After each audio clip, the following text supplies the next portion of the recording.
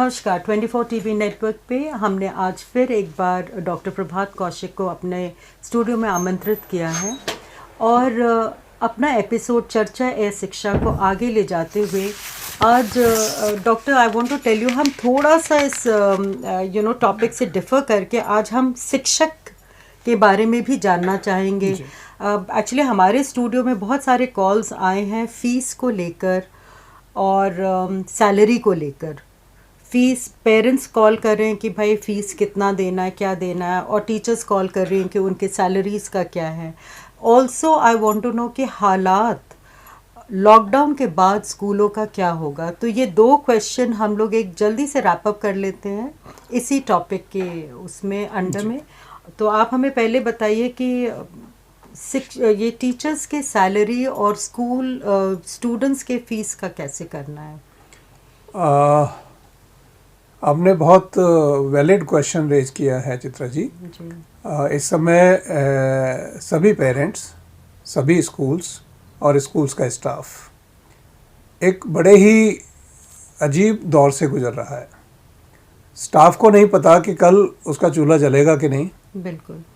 Parents को नहीं पता कि मैं जो मेरे पास पैसा है इसको फीस में जमा करूं या अभी इसकी होर्डिंग करूं, पता नहीं कितने दिन चलेगा। जबकि सरकार ने सुनिश्चित किया है कि किसी भी एम्प्लॉय की तनख्वाह नहीं काटी जाएगी, ले ऑफ नहीं किया जाएगा, हटाया नहीं जाएगा और नॉन वर्किंग डेज की भी तनख्वाह दी जाएगी।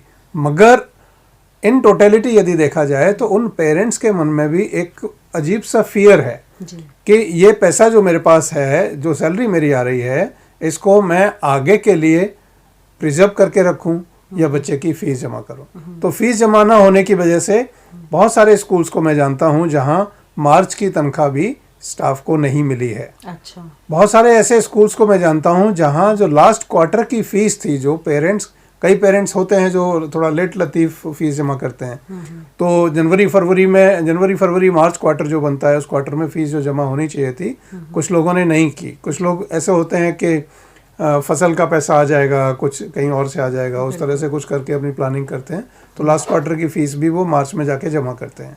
मार्च में लॉकडाउन हो जाने से स्कूल्स में जो पैसा आया करता था, जिससे खर्चा मार्च का चलता था, वो पैसा नहीं आया और स्कूल्स अपने स्टाफ की सैलरी नहीं दे पाए।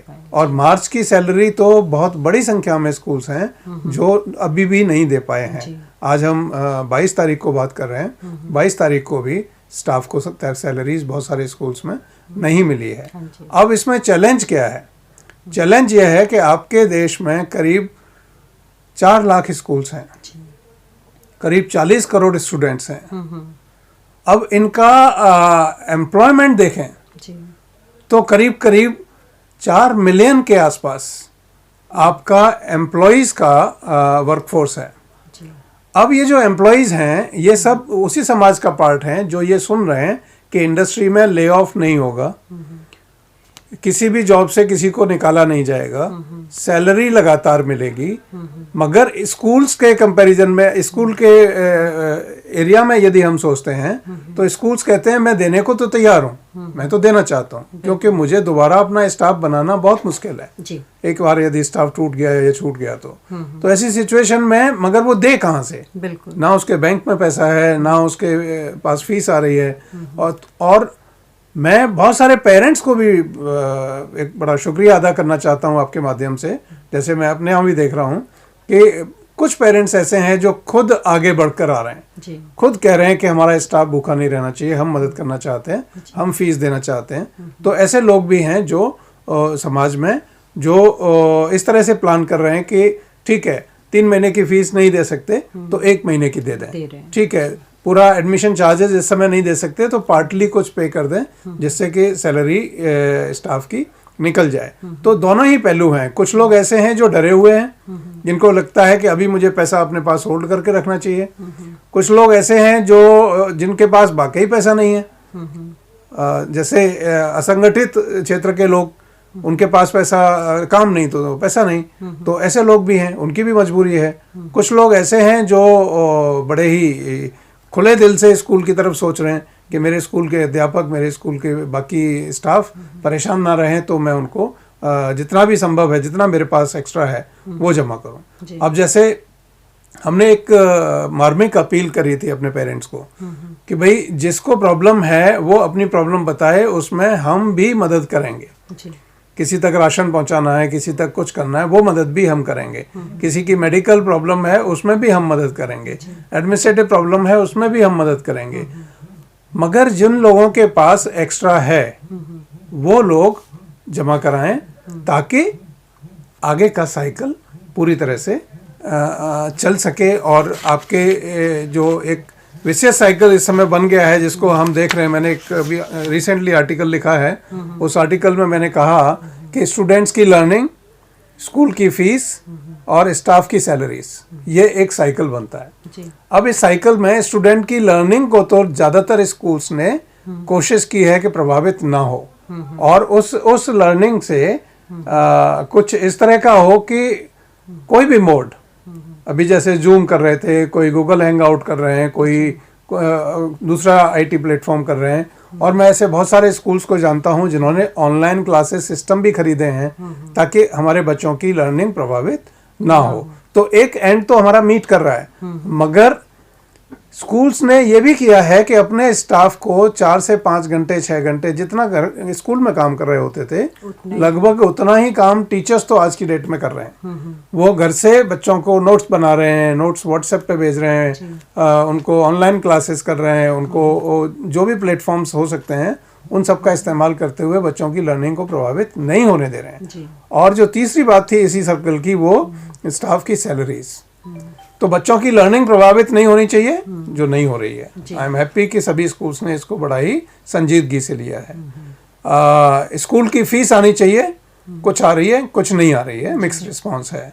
स्टाफ को सैलरी जानी चाहिए, ये एक बड़ा ही चिंता का मुद्दा है कि सभी स्टाफ को सैलरी सभी स्कूल्स नहीं दे पा रहे हैं। देखिए, स्कूल्स को नॉन प्रॉफिट ऑर्गेनाइजेशन कहा जाता है, तो मार्च तक पहुंचते पहुंचते जो उसके पास पैसा होता है खर्च करने के लिए, वो लास्ट क्वार्टर की फीस ही बचती है।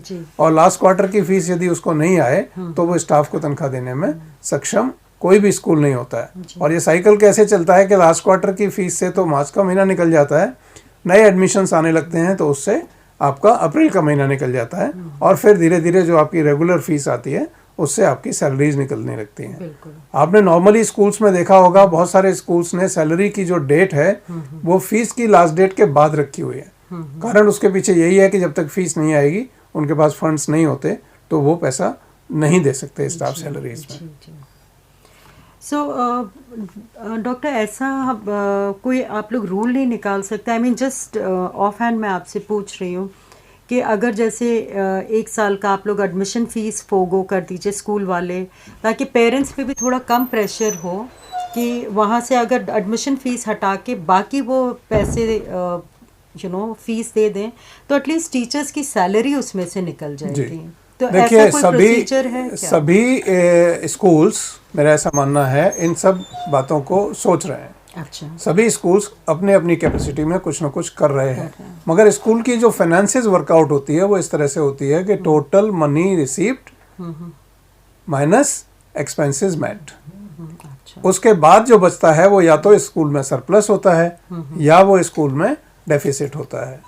आज आप 4 लाख स्कूल्स में से उठा के देखें तो मैं समझता हूँ एक 10-12 हज़ार स्कूल्स को छोड़ दिया जाए तो ज़्यादातर स्कूल्स डेफिसिट में है। अच्छा। ज़्यादातर स्कूल्स अपने खर्चे को मीट नहीं कर पाते। अच्छा। स्कूल जो ओनर्स हैं वो अपनी जेब से डाल रहे होते हैं बहुत सारे स्कूल्स में।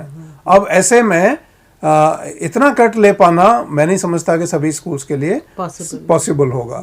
दूसरा, इसको इस एंगल से भी यदि आप देखें कि ये जो आज सरकारों ने ये कर दिया कि भाई आप सैलरी तो 7th पे कमीशन के हिसाब से देंगे, बिजली तो आप कमर्शियल रेट पे देंगे, टेलीफोन का बिल आप कमर्शियल रेट पे देंगे, इंश्योरेंस बसेस का आपका कमर्शियल रेट पे होगा, आपका जो बसेस का मेंटेनेंस है वो कमर्शियल होगा, डीजल कमर्शियल होगा, तो सारी चीजें आपको कमर्शियल रेट पे देनी है और एजुकेशन को आप सब्सिडाइज करना चाहते हैं। तो ऐसी सिचुएशन में मैं समझता हूँ हर एक स्कूल वाला सरकार के साथ कंधे से कंधा मिला के चलने के लिए तैयार है। ये टाइम है स्कूल्स को जैसे इंडस्ट्री को बेल आउट दिया, जैसे ये टेलीकॉम को बेल आउट की बात कर रहे थे, ऐसे ही स्कूल्स को एक बेल आउट दिया जाए, जिससे कि कुछ नहीं तो यदि 3 महीने की सैलरी मीट करने के लिए और एक्सपेंसेस मीट करने के लिए और सरकार फ्री भी ना दे तो एटलीस्ट इंटरेस्ट फ्री लोन दिलवा दे, अच्छा, जिससे कि स्टाफ के लिए सैलरी वगैरह का इंतजाम हो सके और बच्चे जब जून में या जुलाई में वापस स्कूल आएँ तो स्कूल्स को तैयार किया जा सके। अभी हालात बहुत सारे स्कूल्स में, मेरे पास बहुत फ़ोन आते हैं स्कूल्स के संस्था का हेड होने के नाते, तो अभी हालात स्कूल्स में ये हैं कि स्वीपर छोड़ के भाग गए। अब वो स्वीपर आएंगे नहीं आएंगे, सफाई कौन करेगा? हाँ, सिर्फ क्यों छोड़ के भाग गए कि सैलरी कहा गया कि भाई हम मैनेज कर रहे हैं, जैसे ही मैनेज होती है हम आपको देंगे। अब दूसरी तरफ इंडस्ट्री में रिक्वायरमेंट थी, वो उधर भाग गए, वहाँ सैलरी मिल गई उनको। तो ये सब चीज़ें हैं, बड़ा ही एक विशेष सर्कल है जिस पर सरकार को और समाज को दोनों को मिलकर काम करना पड़ेगा। प्राइवेट स्कूल्स क्योंकि कहीं से फंड्स उनको मिलते नहीं हैं, जो कलेक्टेड फीस है उसी पे काम चला रहे होते हैं, और जो एक हवा बना हुआ है कि स्कूल्स बहुत ज़्यादा पैसा कमाते हैं। आप यदि स्कूल्स की बैलेंस शीट्स उठा के देखें या स्कूल्स की करके देखें, एक 10-12 हज़ार स्कूल्स के बारे में मैं नहीं कह सकता जो बहुत पहले बन गए थे और जिन्होंने अच्छा मोटा पैसा कमा लिया जब तक रेगुलेशन नहीं था। आज जो भी स्कूल गवर्नमेंट रेगुलेशन के हिसाब से ईमानदारी से चल रहा है वो स्कूल प्रॉफिट में नहीं है, वो स्कूल नुकसान में है, और उस स्कूल के लिए 1-2 महीने की फीस ना आना एक बहुत बड़ा झटका है, वो अपने खर्चे मीट नहीं कर पाएगा।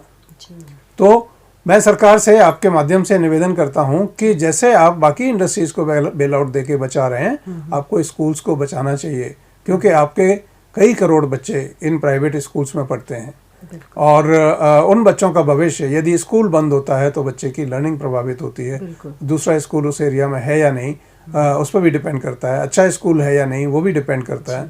तो बच्चों को बचाने के लिए, स्कूल्स को बचाने के लिए मैं समझता हूँ सरकार को आगे आना चाहिए। Doctor, now second part of our question कि लॉकडाउन के बाद क्या हालात होगी स्कूल्स की? As it is I think social distancing तभी भी करना होगा। क्या बच्चे मास्क पहन के आएंगे? बसेस में वो कैसे ट्रैवल करेंगे? क्या पेरेंट्स अब उनको स्कूल छोड़ने जाएंगे? क्लासरूम में 1 मीटर का डिस्टेंस मेंटेन करके बैठना होगा। तो I just want to know कि क्या हालात होंगे आफ्टर लॉकडाउन। देखिए, ये आपने यक्ष प्रश्न पूछ लिया है, इसका जवाब बड़ा ही मुश्किल है कि स्कूल्स के पास हर चीज़ की बड़ी ही लिमिटेड कैपेबिलिटी है। बसेस लिमिटेड हैं, क्लासरूम्स लिमिटेड हैं, फील्ड्स लिमिटेड हैं, टीचर्स लिमिटेड हैं। तो ऐसी सिचुएशन जो हम फोर्स ही कर भी रहे हैं और सभी स्कूल्स अपने अपने स्तर पे प्लान भी कर रहे हैं, मगर जैसे स्कूल को 2 शिफ्ट में चलाया जाए। अच्छा, हाँ, जैसे आज हमारे पास बट हर चीज़ के अपने एक्सपेंसेस हैं। जैसे आज नॉर्मल स्कूल जब चलता है तो बस एक बार सुबह लेने जाती है, एक बार शाम को छोड़ने जाती है, मतलब एक बस 4 फेरे करती है, लेने जाना, लेके आना, फिर छोड़ने जाना, फिर वापस आना।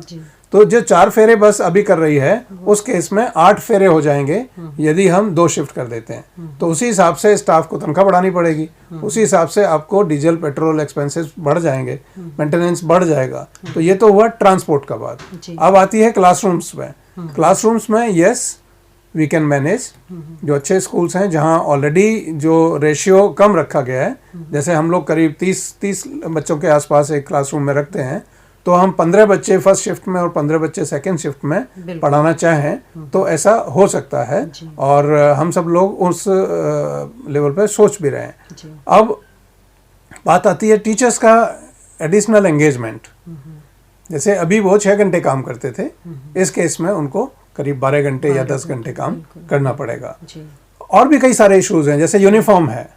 बच्चा यूनिफॉर्म कहाँ से खरीदेगा? खरीद भी लेगा तो वो उसको सैनिटाइज कराना है।